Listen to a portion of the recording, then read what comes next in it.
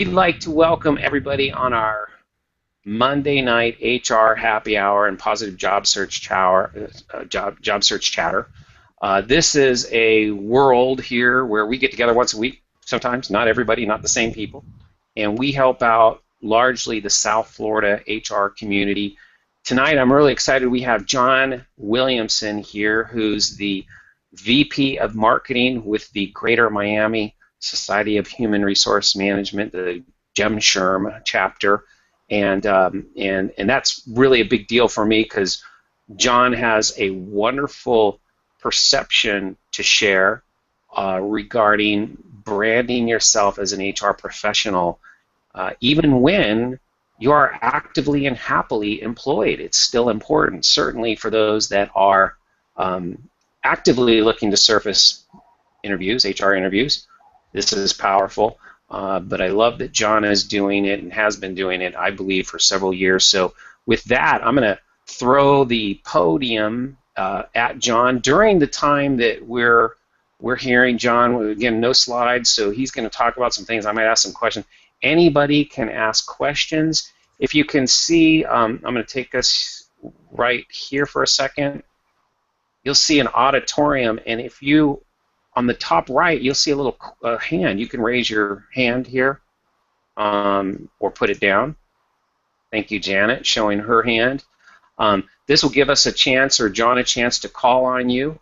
And as a backup to that idea, there is the chat, and the chat is down there. And if you want to, at any time while he's talking, you can throw up a question, and we can highlight that, and that would be another opportunity for you to ask John some questions. And so without any further ado, I'm going to go ahead. I'm only 11 minutes late from our start time. We're going to go with a hard stop at 7:15 tonight, and I'll hang around if anybody has questions afterwards. John and everybody, thank you for listening to me introduce us. I'm going to go ahead and put the camera on John and say hello, welcome. Hey. And well, you go ahead and start. I'm guessing you might have thought about what we're going to do here today. All right.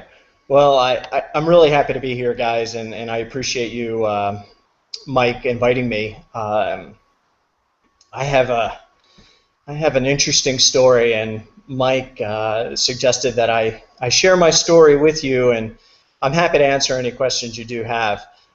As Mike stated, I am the Vice President of Marketing and PR for the Greater Miami Society for Human Resource Management. But that is a tiny little facet of what I do. I'm a full-time HR leader with Baptist Health South Florida. I've been with Baptist since October of 2011. Prior to that, I was in South Carolina, and I worked for Blue Cross Blue Shield of South Carolina. I was there for 7 years. I was the president of my chapter in South Carolina, and my history goes back from there. But here in South Florida, when I relocated here from the Carolinas, I had nobody. And SHRM was one of my things that I knew, and I was hoping I'd find a group, and I have successfully done that. My professional life is working in a hospital, so I do work crazy long hours, but that's okay. I get to work for a fantastic employer. Couple things that I also have done to differentiate myself here and in other places is expand beyond the HR borders. I'm actually coming up on facilitating my 13th cohort for PHR, SPHR certification. I do hold a senior professional in human resources, global professional in human resources, and I am a certified compensation professional with World at Work. I hold an MBA. I'm working on a master's in HR management. I am the chairman of the Baptist Health South Florida Credit Union, which currently has assets of $50.1 million. I am fiscally responsible for the organization, and that is a volunteer but appointed position. I am a big brother to a fantastic little. His name is Ray, and Ray and I are going to start, having our monthly meetings again very soon. I'm doing this with you. I do a lot of things. And I guess the essence of what I'm saying is don't say no. Mike approached me, and he didn't really have to sell this to me at all. I was so excited. I said, this is great. We're going to have a good time. You know, yeah, we'll do it on a Monday night. Fine. I don't think I'll have a cocktail in my hand because I'll fall asleep. But this is something that I am thankful to the people in my life who have helped me, and I really feel it's important that we give back to the communities that we serve. I've been in HR for about 20 plus years, and I kind of fell into HR. I think a lot of us did back in the day. You know, when I went to college, degrees in human resources didn't exist, and we also had you know, a very different world. HR was personnel, and you pushed applications around, and you fired people, and it wasn't like it is today. So I'm very lucky to have seen the progression of our profession and see the advancement of now we have degrees in HR, now we have masters in HR. You know, there's 130,000 PHR, SPHR, GPHR certified individuals in the world. We're seeing this blossom of integration with HR and business, and what I'm seeing more and more is as that happens, the line between human resources and operations becomes more blurry. We have much more integrated style. You know, to put it into perspective, the hospital in which I work, I am on senior leadership with, and I report directly to the CEO. We are responsible for all strategic and operational functionality of the hospital, and we are, you know, we're a great little place. If you've ever been to our hospital in Tavernier, Florida, if not, stop by. It's a good place to just come to. Imagine having the ocean right out your back door. So I guess you know, I've talked a little bit. I want to find out from you all. What is it that I can help you with? What can I help you do? What ideas? What tips? What can I give you? Let me know.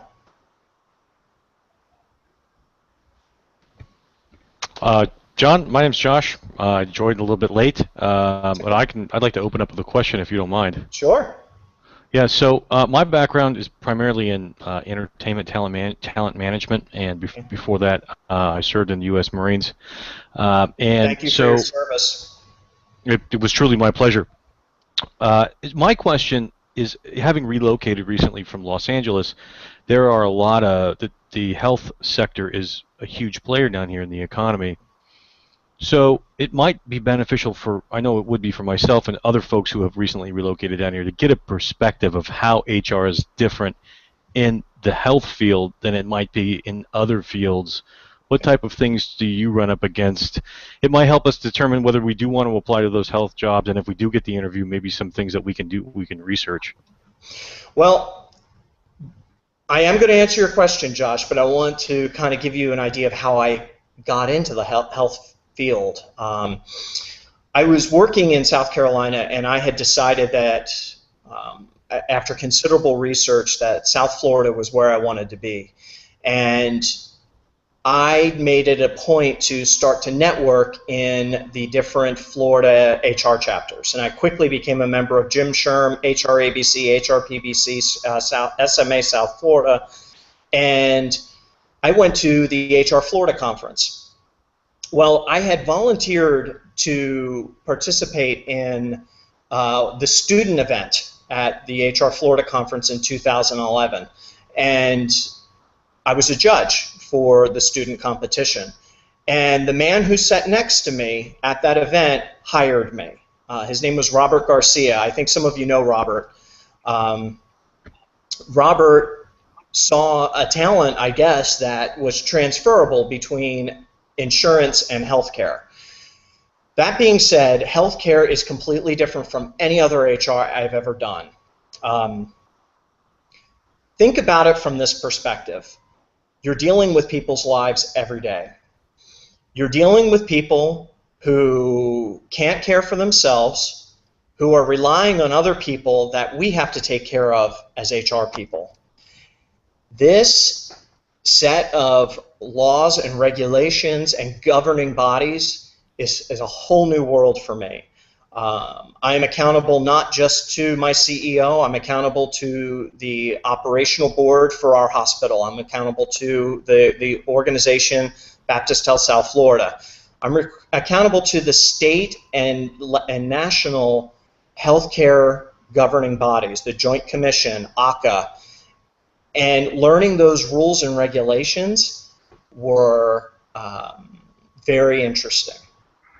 I came from a world of highly,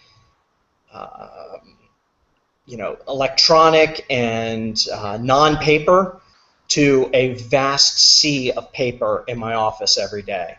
So from a perspective of healthcare, you're responsible for ensuring licensure is accurate and consistent for all of your employees.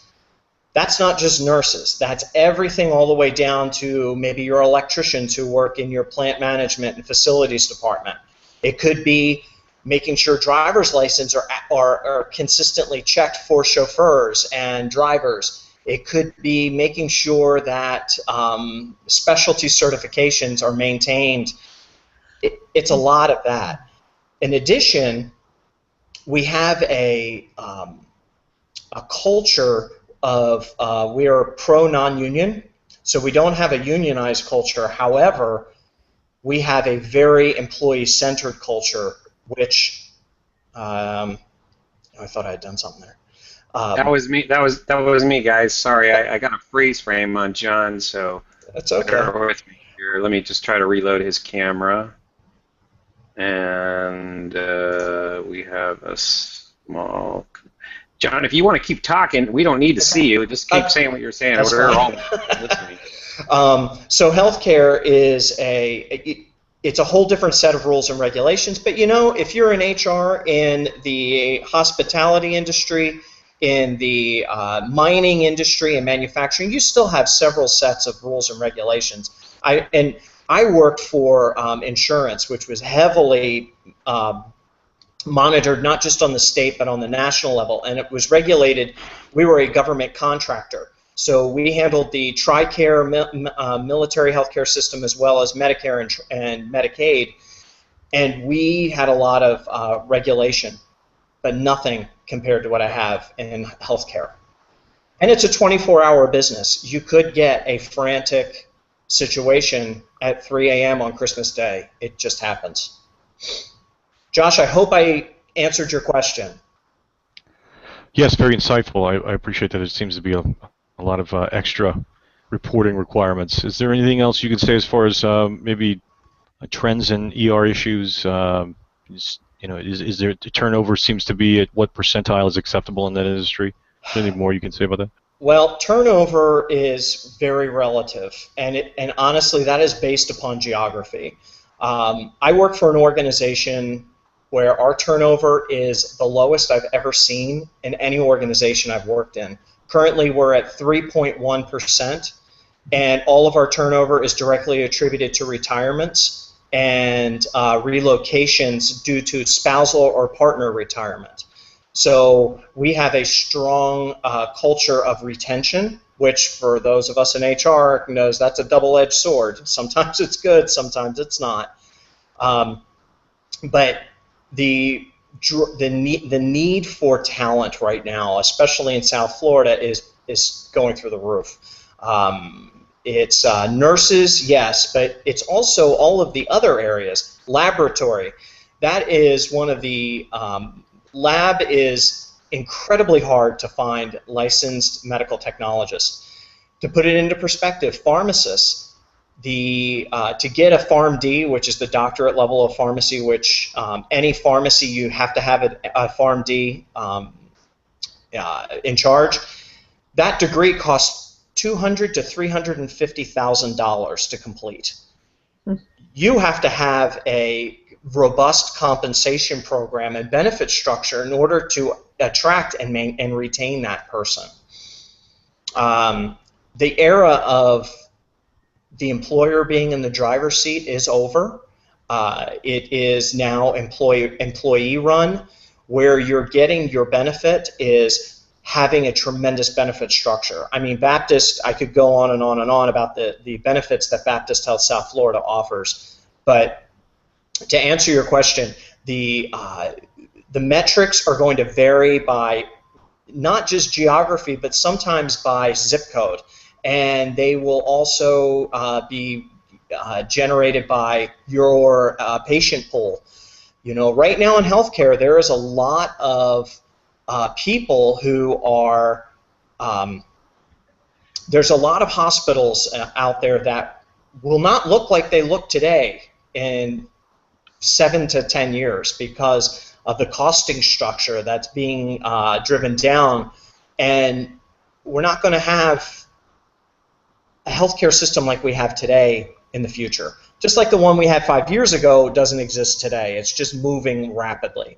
I would worry less about metrics with measuring of turnover and worry more about how you're going to help the hospital or the healthcare system get to where it needs to be in 2018, 2020, 2025, which are benchmark years for the Affordable Care Act. Great. Thank you for that insight, John. Sure. Hey, John, I had a question. I was kind of prepping when we got together Saturday morning to test our connection, and sure enough, now we have a camera problem, but that's okay because your voice is loud and clear, and I do apologize for those the distractions, hitting a couple buttons, and some of our cameras, everybody's cameras are working, I think, except Josh and John, but no worries because we can still hear you loud and clear.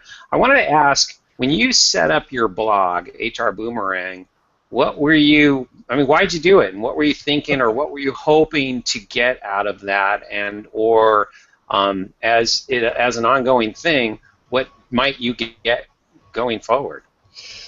Well, I'm a bit of a social media glutton.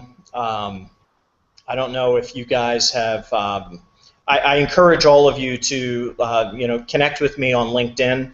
I'm John H. Williamson in Miami, but it's john@johnhwilliamson.com. I have my own website, and I have the blog hrboomerang.com. HR Boomerang came. Uh-oh. Okay, that was me. Sorry. Hey, John, you are now muted, and I need to. I'm hoping you can hear me. So what I'm going to do. You might be back. Let me know.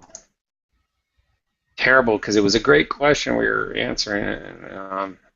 Okay, John, if you can hear me, I'm going to ask that you leave and come back. So the way to leave is to hit the red phone at the very top. Let me put this here.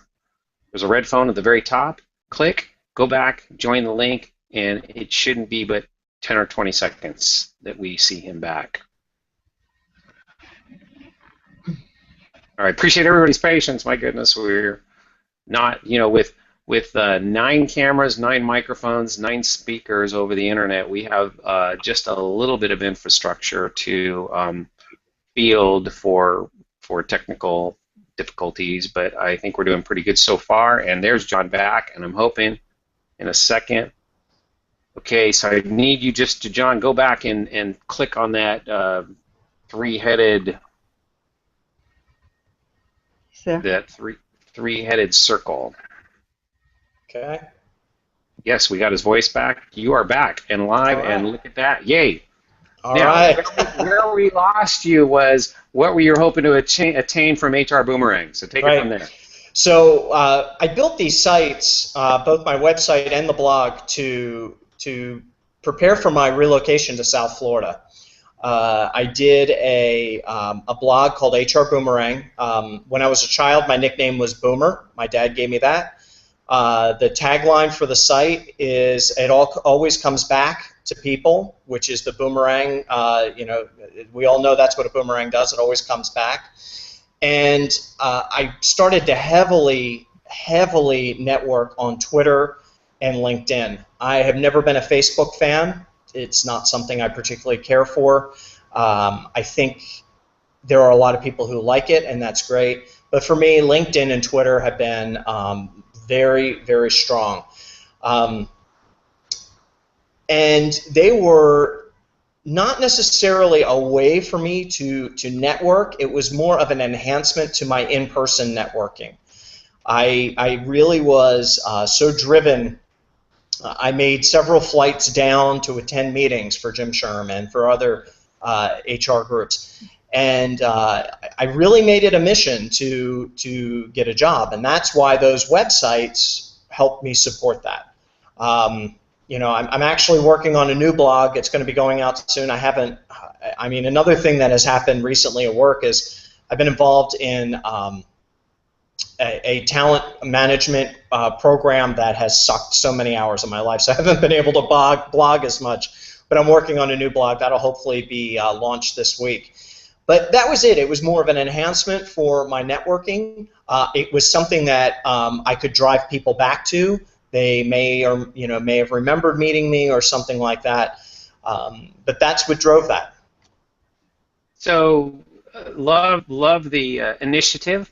What was the end result? I mean, I know Robert Garcia. I know him as the 2012 Gem Sherm president. He's now a SHRM, national. I think he's in charge of the Caribbean and the South America SHRM outreach. So he's a high-profile guy. Do you think that was how he found you? No, I know it was because I sat next to him in the student event. That was exactly it. And I know some of you. This is how integrated I became. Some of you may know other people that I know in HRPBC. Those were the folks that I was able to connect with. Joan from David Wood Personnel, she was the one who I reached out to and said, hey, I'm really interested in meeting you and connecting with you. And she was the one who was in charge of the student event, and she said, how would you like to volunteer for this? I said, absolutely. So I think it just keeps going back to, yes, Robert was involved with me getting down here, but I take it back to it was because I volunteered for that event, and I know that's what it was. But had I not done all my other networking, I never would have been able to volunteer for that event because I wouldn't have known about it. And I tell people regularly, hey, you never know where the connection will come from. It just can come from anywhere. I mean, every job I've ever gotten in my life was because I knew somebody. I never had to apply. It was somebody I knew, somebody who found me, somebody I sat next to in an event. It was just the way it works. And knowing your network and tending to your network, I'm still in connection with people I worked with 20 years ago. You never know when they might need me, and you never know when I might need them. So I'm firmly believe that it was because I volunteered for that event. Now, being realistic, you go to these meetings, they're costly. Some of them are not cheap. Some of them are free. Some of them are less expensive, but some of them are very expensive. I actually chose HR Florida because I wanted to get the recertification credits as well as networking. So that was a slightly different dynamic for me.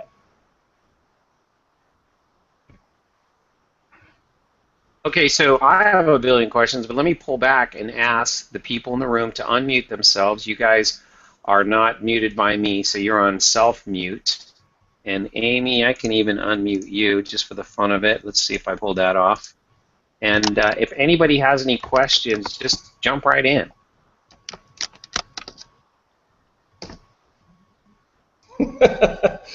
Don't all jump at once. If you don't, then you get to hear me. So, all right, I'm going to throw one out there, and if you guys think of a question after me, then please do it. Okay, so I like to hear about social media as a job search strategy and best practices in a active HR job search using social media. To me, just makes sense because the HR Florida people and many of your SHRM leaders are active in either their LinkedIn or their Facebook or their Twitter or their social media presence. Some of them, certainly HR consultants, are pretty easy to be found with a blog, and they're talking on various bulletin boards or SHRM subgroups, etc. So I want to say, love the idea that really it's the sitting next to somebody in a workshop or what have you that got you to this. That said, how did it affect you from a professional or emotional perspective, or let's just say a good feeling perspective, while you were doing this blog or while you were understanding what it is to tweet? How did that affect your emotional thrust, if you will? Okay. Well, actually, I have a great example of that. When I was first starting HR Boomerang, I mean, if you go back and you read some of those blogs, I have matured a lot as a writer, I like to think, since the beginning. I also did a lot with Twitter in the beginning, but not as strong with Twitter, more with LinkedIn. And what was really amazing to me was when I would connect with somebody at Jim SHRM, and it would be somebody I never met before. They would say, I have been reading your blog for 2 years. And meanwhile, I had never known that they had even looked at it. Comments are rare, which is fine. I don't have a problem with no comments. But it's interesting when people start to see trending with you. And I have somebody who is I'm connected with in Canada, and she watches my Twitter all the time, and she'll bounce things off like, oh my gosh, look at this. I think the important thing is looking outside of the HR spectrum and seeing it more from a business community. How can I develop and build this business community knowledge base? And if you look at my tweets, they come from all over, and some of them are retweets.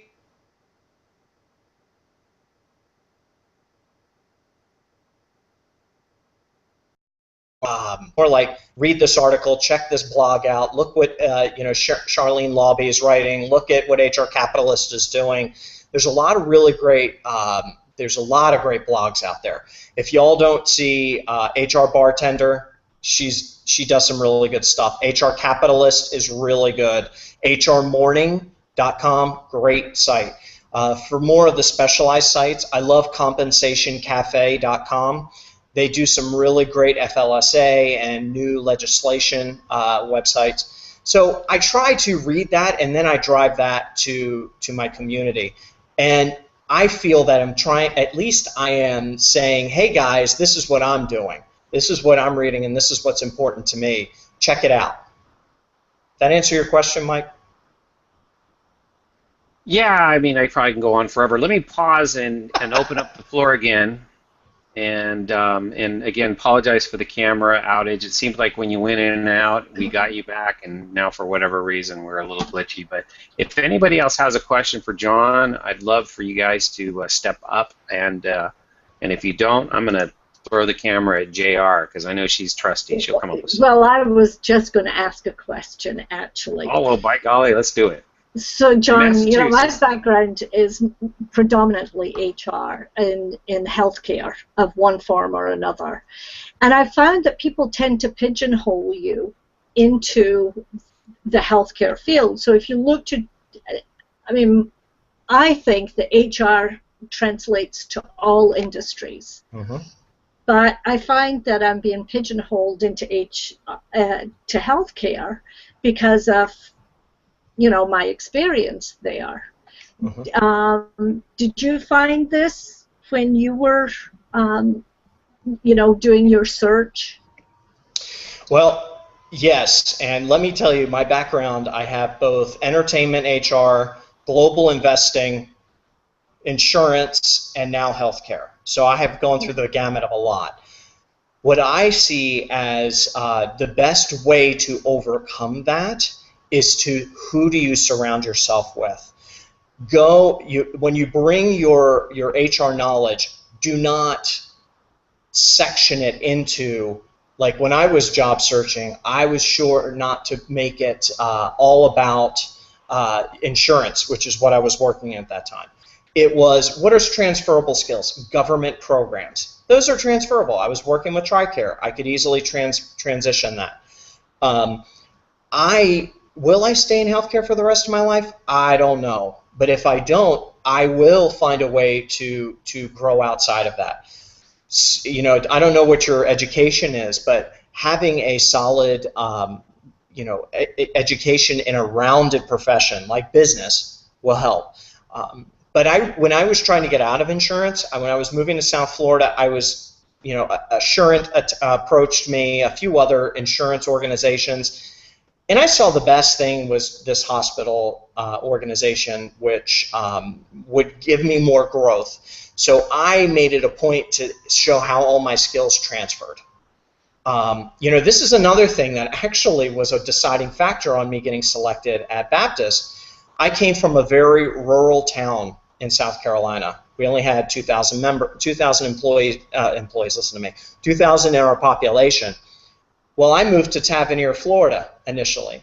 You know, the Upper Keys, there's not a whole lot of people. So the deciding factor for them, for me, was I had small town HR experience. With small town, you deal with the same people that you work with, you see them in the gas station, you see them in the grocery store, the people you terminated, the people that didn't get the job, the mother of the person who didn't get the job, and I think we all know that the moms are sometimes the toughest ones.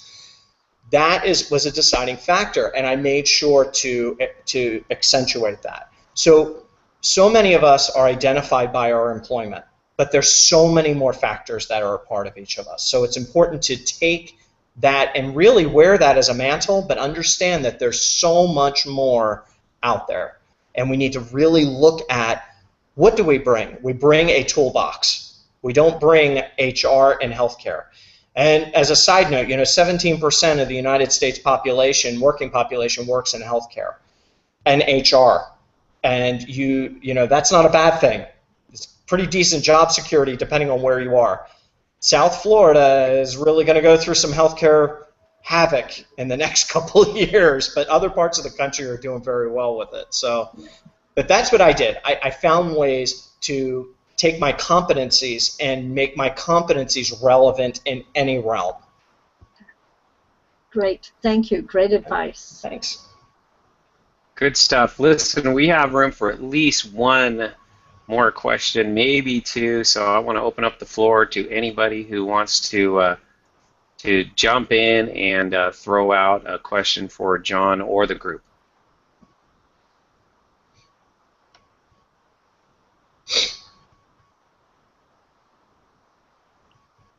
Hey, John. Yes. So what if you're interested in an HR position, but that may not be your background at this particular point in time? Any tips for breaking into it? Yeah, I actually do have some tips for that. You know, it depends on where you're located, but I started in HR in a staffing firm. You know, that's, you know, temp staffing, you know, it's a hybrid HR, but it's more service driven. So restaurant, retail type of an organization. However, there are some really good ones that you can connect with, and you actually handle HR functionality.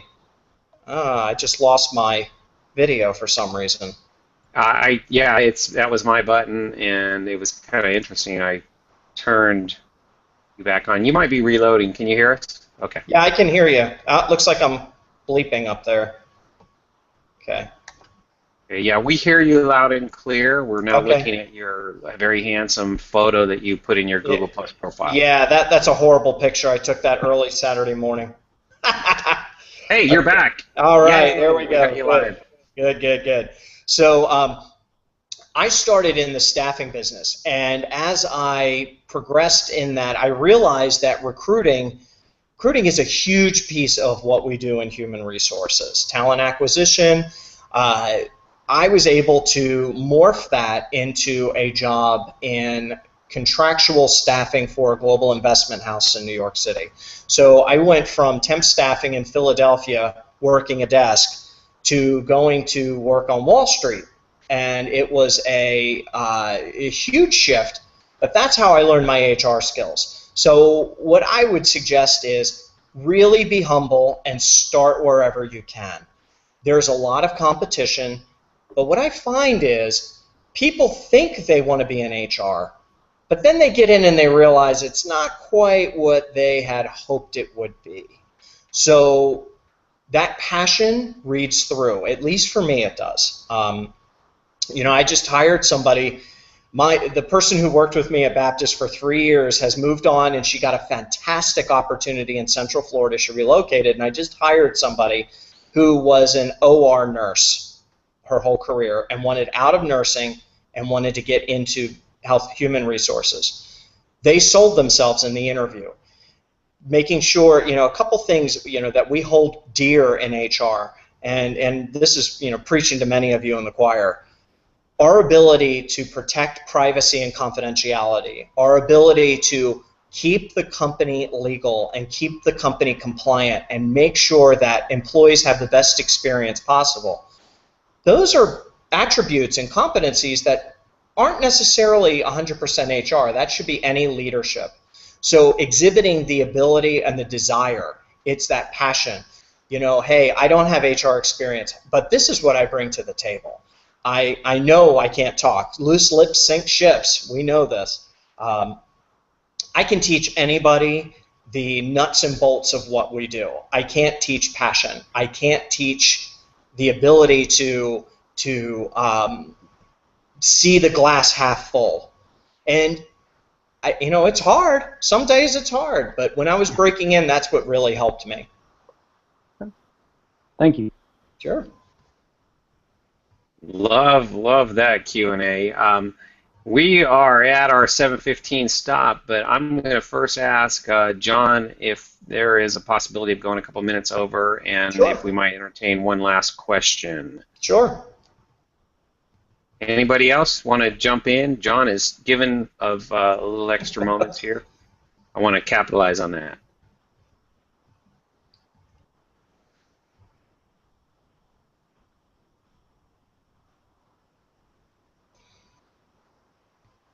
Okay, that's all right. That is way okay.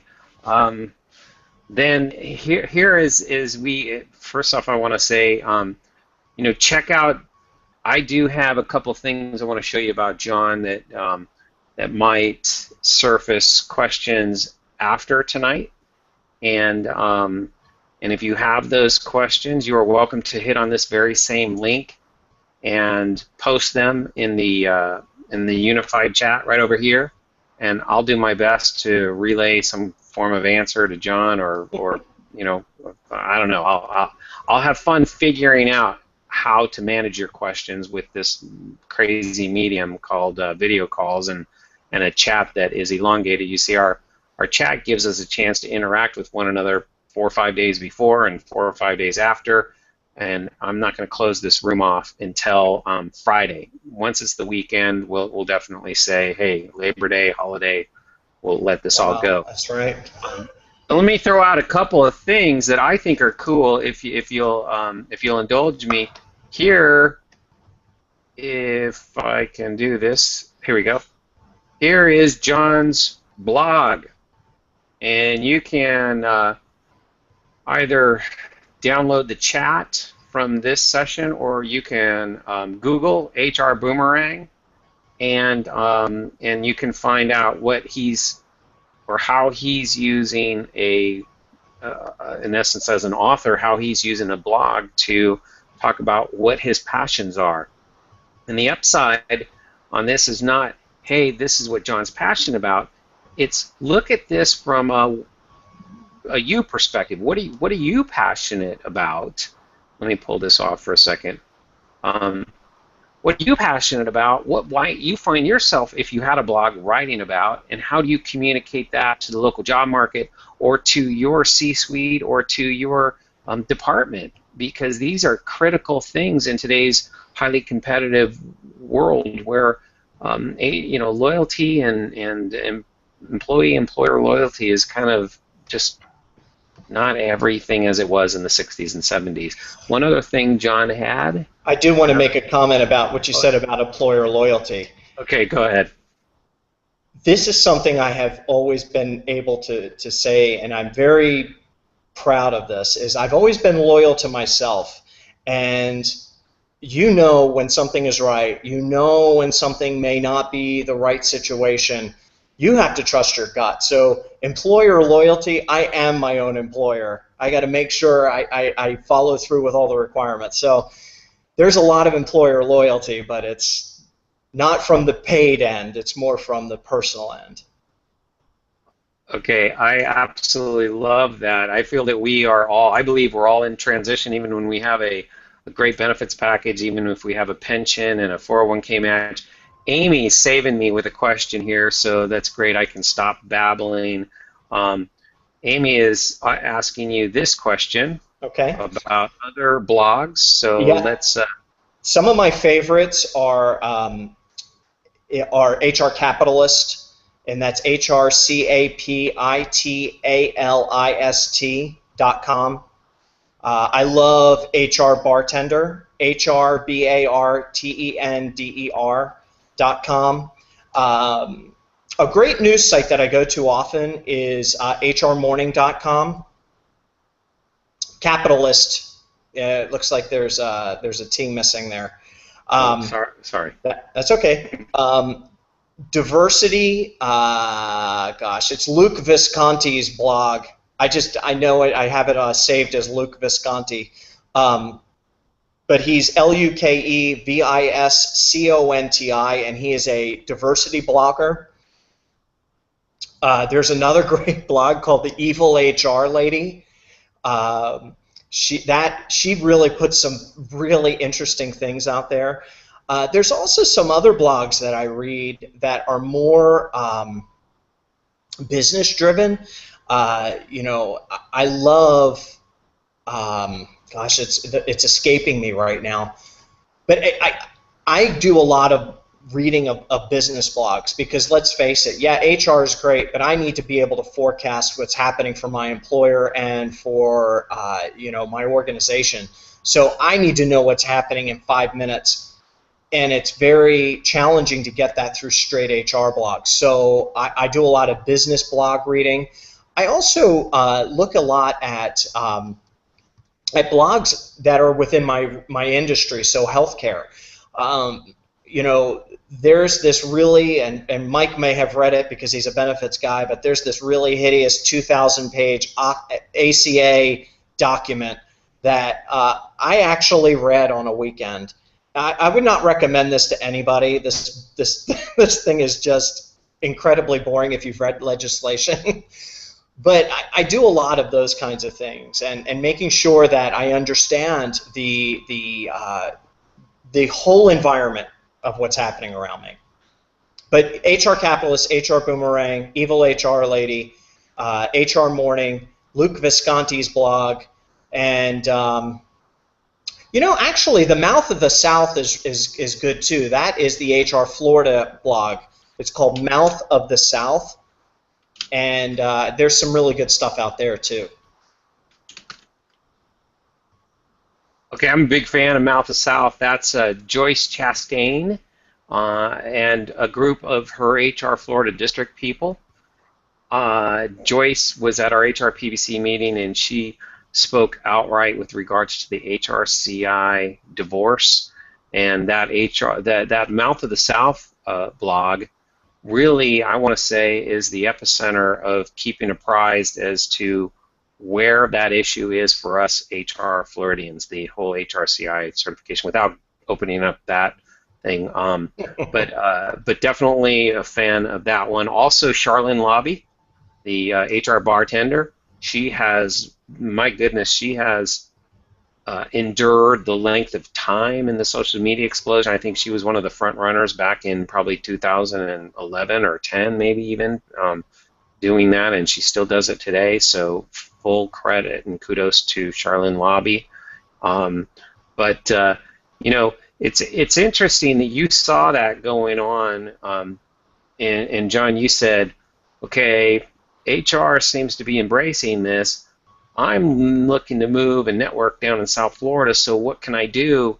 And even if your contacts that landed your job at Mariners or at Baptist were not as a direct result of that, I want to ask, did it not, and I'm hoping there's a yes, but if there isn't, be candid with me, did it not give you this positive sense of professional self-worth while you were creating that blog or updating your Twitter feed or deciding what you wanted to write about on a tweet or a LinkedIn status update? Did that not create a positive place in your, let's just say, professional spirit? Oh, absolutely, without a doubt. You know, it's, if nothing else, I could say, even when I wrote a blog or sent a tweet, you know, you made a point earlier about, you know, we're always in transition, and we are. I mean, I don't know what will be next. None of us know what will be next. But every tweet I send, every blog post I put out there, I'm putting myself out there. And I can say, I have done something today for my future. And because you never know where that tweet is going to land. You never know who's going to look at your blog. You know, this was, I have had so many people who have come to me and said, wow, I've been following you, or I've watched you on LinkedIn, I've watched you grow on LinkedIn. That's really awesome, because then they're coming to me and they're viewing me as a credible activist. They're looking at me as somebody who, you know, I put my opinion out there. I am not your textbook play by the rules HR person. I'm more, hey, I will voice my opinion. I will voice my ideas. And, you know, even if it's a tweet where I'm forwarding an article or a link, at least I'm saying this is of interest to me. And you never know where that will lead. All right. So with that, I'm going to do a wrap, but first I want to say there is two at least HR openings, people that reached out to me. One is, the most recent one is Morse, my friend Cooper. Anyways, if North Palm Beach County in the 45 to 70 range is of interest to you, there's an HR generalist at Morse. Actually, it's an assisted living facility. Mm-hmm. And if you want to know about that, I'd be happy to introduce you to my friend Chris Cooper. He sent me a rec, so I can also email that rec to you if you're interested in that one. There is also a little older, maybe about 5-6 days, well, 7 or 8 days, business days, a position in Palm Beach County as well. That's an employee relations director.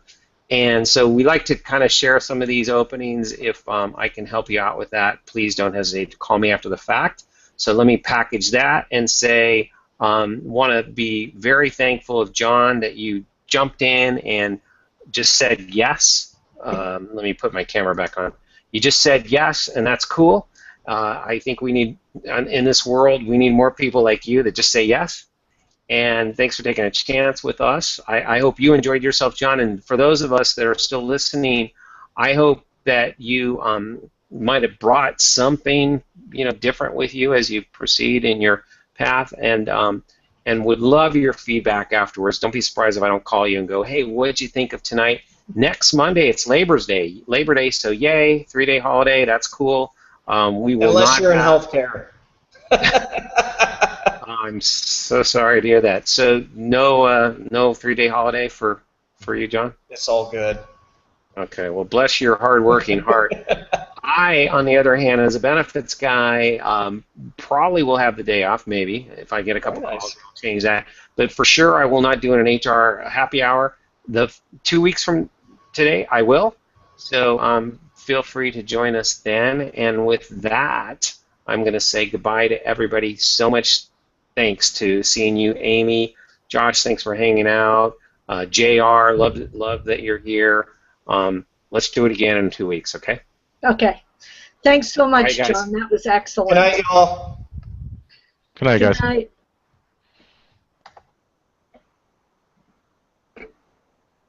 JR, love you.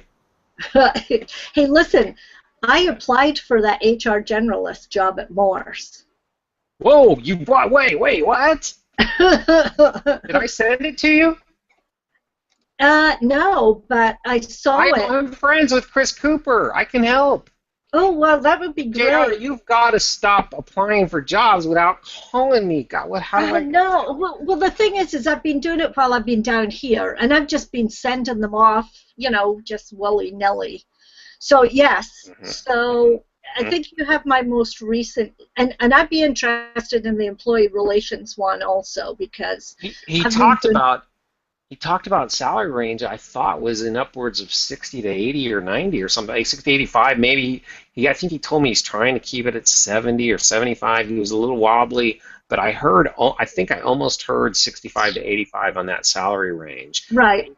2 openings in his HR department, and so I'm glad you told me that you applied. And I've had I haven't had an experience in the assisted living, but I've had experience with a 120-room,